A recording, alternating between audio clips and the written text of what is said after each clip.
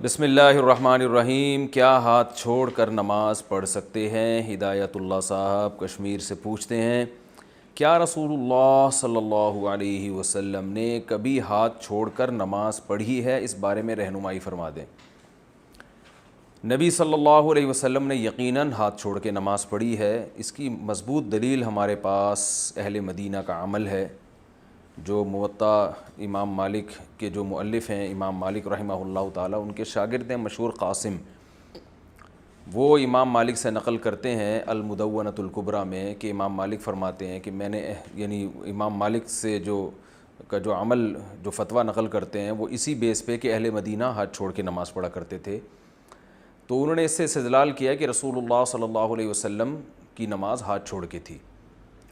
تو ائمہ کرام کے مختلف دلائل ہوتے ہیں، بعض دفعہ صریح روایت نہیں ملتی، لیکن کسی کا عمل یہ بتا رہا ہوتا ہے کہ نبی صلی اللہ علیہ وسلم نے یہ عمل کیا ہوگا۔ یہ جو کہتے ہیں نا کہ حدیث میں صراحتاً دکھاؤ، یہ مطالبہ ہی غلط ہے۔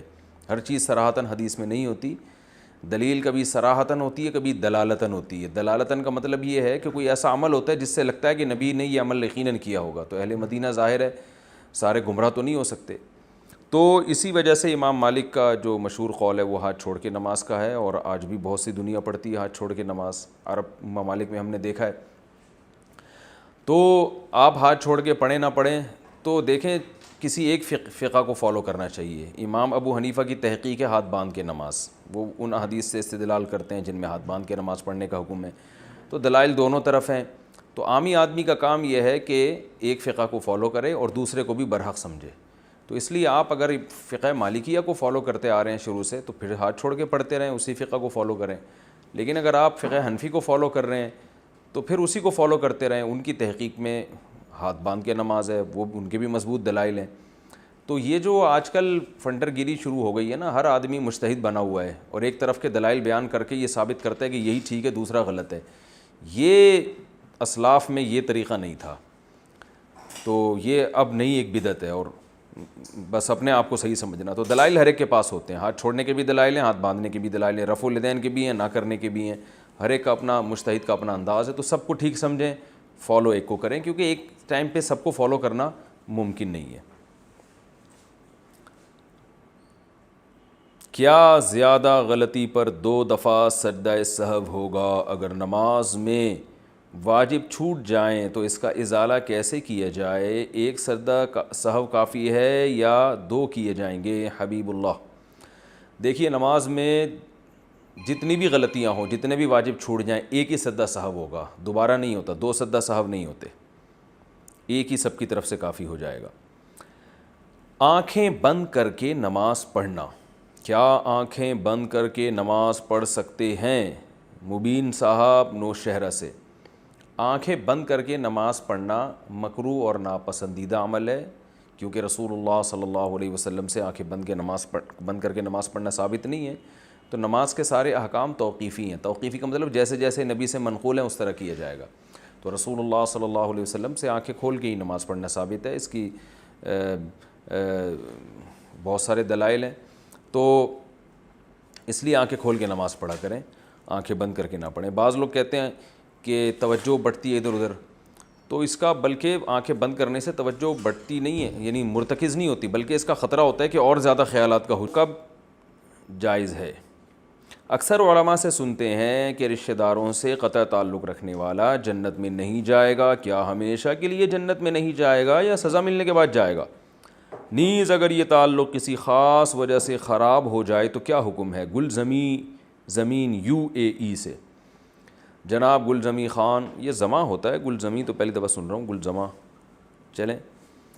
جناب گلزمین خان صاحب، یہ بالکل صحیح حدیث ہے، آپ صلی اللہ علیہ وسلم نے فرمایا کہ رشتہ داری توڑنے والا جنت میں نہیں جائے گا۔ رہا یہ مسئلہ کہ کسی خاص وجہ سے تعلق خراب ہو جائے، یعنی خاص وجہ یہی ہوتی ہے کہ رشتہ دار اچھا سلوک نہیں کر رہے، تو نبی صلی اللہ علیہ وسلم نے اس کے بارے میں بھی رہنمائی فرمائی ہے۔ آپ نے فرمایا لیس الواصل بالمکافات، رشتہ داری جوڑنے والا وہ نہیں ہے جو بدلے میں جوڑے، یعنی کوئی اچھا سلوک کر رہا ہے تو آپ بھی اچھا سلوک کریں، یہ تو ویسے ہی نارملی سبھی کرتے ہیں، بلکہ آپ صلی اللہ علیہ وسلم نے فرمایا صل من قطعک، رشتہ داروں میں جو تم سے اچھا سلوک نہ کرے تم اس سے اچھا سلوک کرو، تو یہ ہے رشتہ داری جوڑنا۔ تو تو اس لیے وہ اگر رشتہ دار اچھا سلوک نہیں بھی کر رہے تو بھی آپ کو کرنا پڑے گا، آپ بڑھ چڑھ کے ان میں جوڑ کی کوشش کریں۔ البتہ اگر ان کی بدسلوکی اس حد تک ہے کہ برداشت سے باہر ہو رہی ہے اور ان سے تعلق رکھنے میں معاملات صحیح ہونے کے بجائے مزید خراب ہوتے چلے جا رہے ہیں اور فساد بڑھتا چلا جا رہا ہے، تو پھر ایسی صورت میں ان سے وقتی طور پر قطع تعلق کیا جا سکتا ہے۔ اور قطع تعلق پھر ایسا نہ ہو کہ بالکل ہی سب بند ہو جائے، بلکہ پھر تعلق کو محدود کر دیا جائے، قطع تعلق نہیں بلکہ تعلقات کو محدود کر دیا جائے، بس سلام دعا پر اکتفا کیا جائے اور کبھی کبھار ان کے ساتھ جو ہے کوئی ہدیہ وغیرہ دے دیا یا کبھی دعوت کر لی، یعنی اس تعلق کو محدود کیا جا سکتا ہے، یہ پھر مجبوری میں اس کی اجازت ہے۔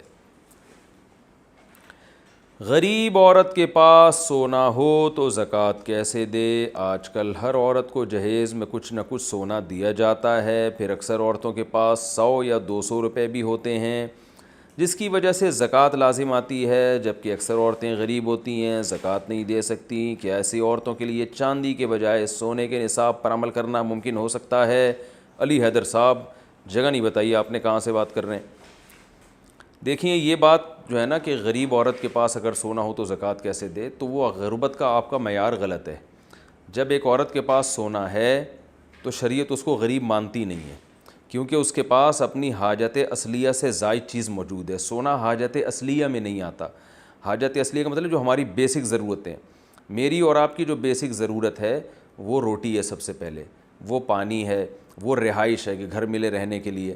تو یہ جو ہماری بیسک ضرورتیں ہیں، سونا نہ نوالا بنا کے آپ کھا سکتے ہو، سونا نہ جو ہے وہ آپ پہن سکتے ہو، پہننے سے مراد جو لباس کا پہننا، سطر ڈھانپنے کے لیے زیور کے طور پہ پہنا جاتا ہے وہ، تو اس لیے سونا حاجت اصلیہ سے اضافی چیز ہے۔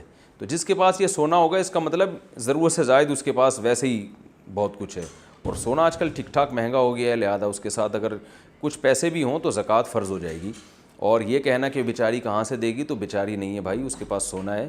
ہاں، اور سال میں ایک دفعہ زکوٰۃ دینی ہے، تو اس بیچاری کو چاہیے کہ ہر مہینے تھوڑے تھوڑے پیسے جمع کرتی رہے، اور جب اس بیچاری کے پاس سال میں ایک دفعہ، یعنی زکوٰۃ تو 2.5% ہوتی ہے، 100 میں 2.5 روپے تو بہت تھوڑی سی زکوٰۃ ہے، تو وہ پھر نکال دے۔ اکٹھے نہیں نکالے جا سکتے تو قسطوں میں بھی نکالے جا سکتے ہیں، تو اور پھر بھی اگر پیسے نہیں ہیں تو پھر سونا بیچ دے وہ، تو بیچ کے شریعت یہ تھوڑی کہ سارا سونا بک جائے گا، بلکہ اس میں سے جو ہے نا وہ 2.5% زکوٰۃ نکال دیں۔ تو اس لیے یہ کوئی شرعی عذر نہیں ہے جو آپ نے بیان کیا ہے۔